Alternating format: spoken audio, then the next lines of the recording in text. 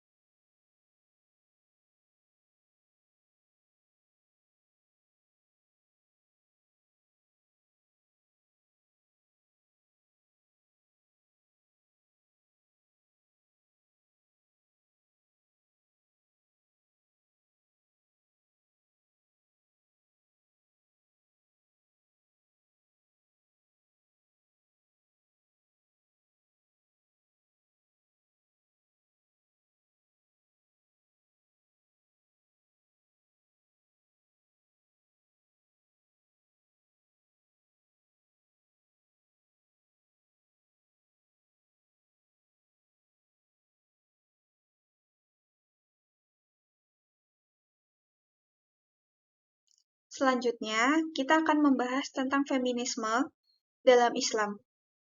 Ini adalah perjalanan menuju kesetaraan, dan kita akan menggali ajaran yang mendukung hak-hak perempuan dan bagaimana pandangan kita tentang kesetaraan gender.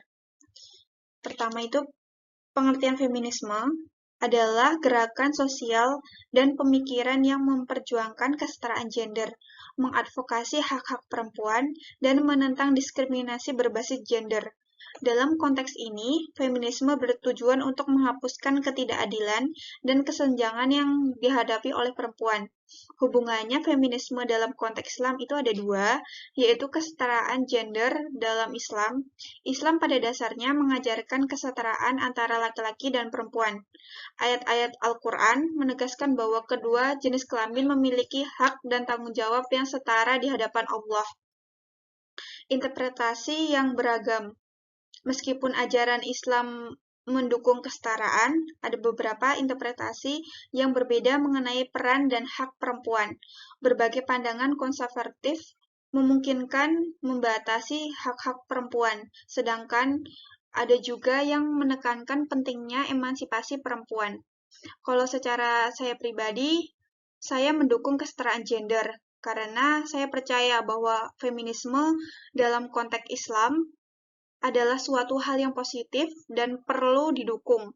Kesetaraan gender bukanlah hanya hak perempuan, tetapi juga prinsip-prinsip keadilan yang harus diterapkan dalam masyarakat.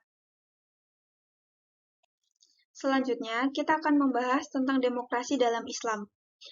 Demokrasi adalah suara rakyat, tetapi bagaimana suara yang berjalan dengan nilai-nilai agama yang kita anut. Demokrasi adalah sistem pemerintah di mana kekuasaan politik dipegang oleh rakyat, baik secara langsung maupun melalui perwakilan. Dalam demokrasi, prinsip-prinsip seperti kebebasan berpendapat, hak asasi manusia, dan partisipasi publik sangat dijunjung tinggi. Lalu hubungan antara Islam dan demokrasi itu ada dua, yaitu prinsip syura. Artinya dalam Islam, konsep syura atau musyawarah mencerminkan nilai-nilai demokrasi. Al-Quran mendorong umat Islam untuk berdiskusi dan mengambil keputusan secara kolektif. Yang kedua itu adalah keadilan dan persamaan, yaitu Islam menekankan keadilan dan persamaan di hadapan hukum yang sejalan dengan nilai-nilai demokrasi.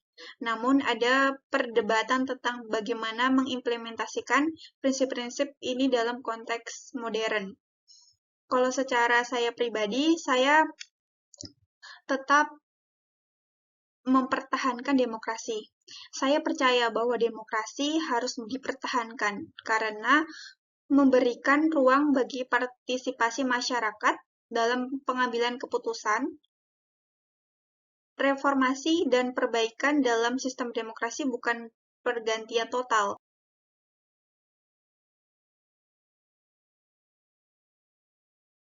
Setelah itu, kita akan membahas khalifah. Khalifah menawarkan visi pemerintah ideal bagi sebagian orang. Tetapi apakah visi ini sejalan dengan prinsip-prinsip Pancasila yang kita junjung? Kita bahas satu persatu. Khalifah adalah sistem pemerintah dalam Islam yang dipimpin oleh seorang khalifah yang dianggap sebagai pengganti Nabi Muhammad dalam memimpin suatu umat Islam. Sistem ini bertujuan untuk menerapkan syariat Islam dan mengatur kehidupan masyarakat berdasarkan prinsip-prinsip Islam. Sedangkan Pancasila adalah dasar negara Indonesia yang mengedepankan prinsip-prinsip seperti ketuhanan, kemanusiaan, persatuan, dan keadilan sosial. Ini mencerminkan keberagaman dan toleransi yang diharapkan dalam sistem masyarakat Indonesia. Lalu, apakah khalifah ini cocok di Indonesia? Menurut saya ada dua pendapat, yaitu bertentangan, dan yang kedua itu keselarasan.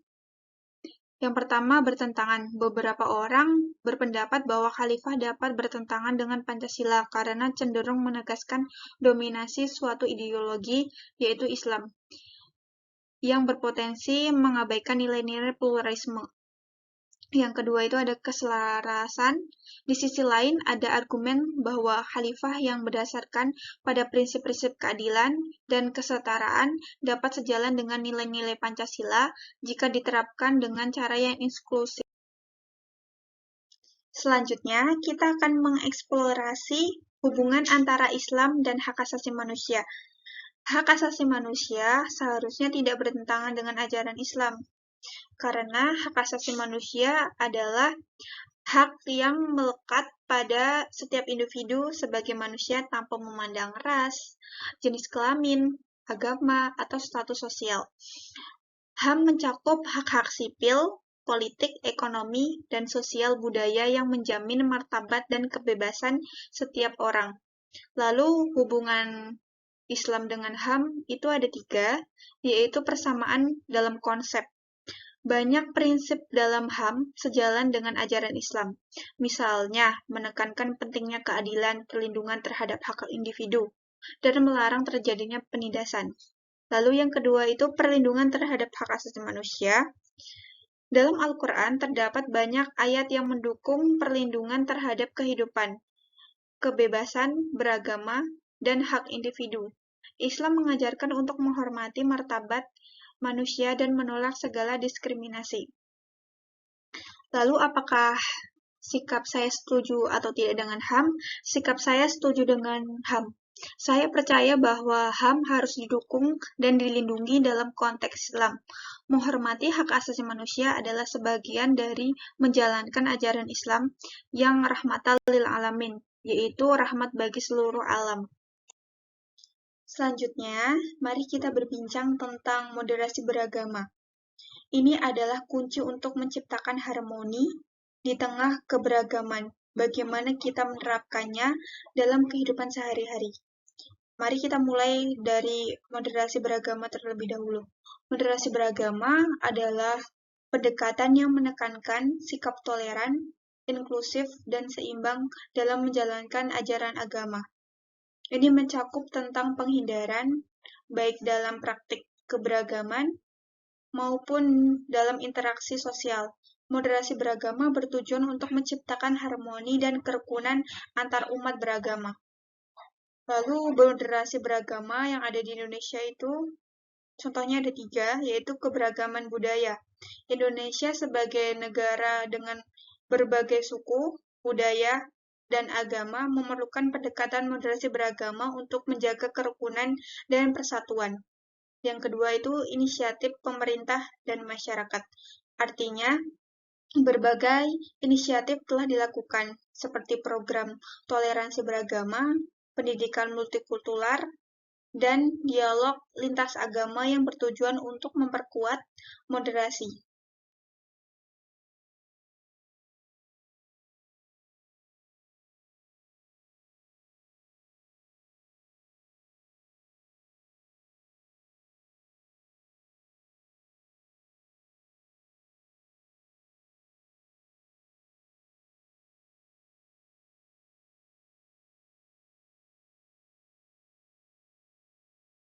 Dan yang terakhir, kita akan membahas tentang poligami. Ini adalah isu yang sangat kompleks dan kita akan melihat dari perspektif hukum, sosial, dan moralitas dalam konteks Islam. Poligami memiliki arti yaitu praktik yang memiliki lebih dari satu pasangan hidup secara sah, yang dalam konteks Islam umumnya merujuk pada seorang pria yang memiliki lebih dari satu istri. Poligami diizinkan dalam syariat Islam dengan ketentuan dan syarat tertentu. Lalu pandangan Islam terhadap poligami itu ada dua. Dasar hukum. Poligami dibolehkan dalam Al-Quran, khususnya dalam surah An-Nisa, yang menyatakan bahwa seorang pria dapat menikahi hingga 4 wanita, asalkan dia mampu berlaku adil terhadap mereka. Yang kedua, itu keadilan sebagai syarat. Salah satu syarat utama dalam praktik poligami adalah kemampuan untuk berlaku adil terhadap semua istri, baik kasih sayang, perhatian, materi, dan lain-lain. Keadilan ini sering dianggap sebagai tantangan yang sulit untuk dipenuhi. Kalau sikap pribadi saya terhadap poligami, saya menerima dengan syarat. Saya memahami bahwa poligami adalah bagian dari tradisi dalam beberapa budaya dan dapat diterima dengan konteks Islam, asalkan memenuhi syarat keadilan dan tanggung jawab. Namun, saya juga percaya bahwa praktik poligami harus dipertimbangkan dengan hati-hati. Dalam banyak kasus, poligami dapat menimbulkan ketidakadilan dan kecemburuan sehingga menyebabkan masalah emosional bagi semua pihak yang terlibat. Nah, penting untuk kita memastikan bahwa hak-hak perempuan tetap dihormati dalam setiap bentuk hubungan, termasuk poligami. Kesetaraan dan keadilan harus tetap diprioritaskan. Demikianlah presentasi yang dapat saya sampaikan. Semoga presentasi ini membuka wawasan kita dengan mendorong dialog yang lebih mendalam tentang isu-isu yang kita hadapi. Mari kita bersama-sama menciptakan masyarakat yang inklusif, di mana setiap suara didengar dan setiap hak dihargai. Sekian dari saya, terima kasih. Wassalamualaikum warahmatullahi wabarakatuh.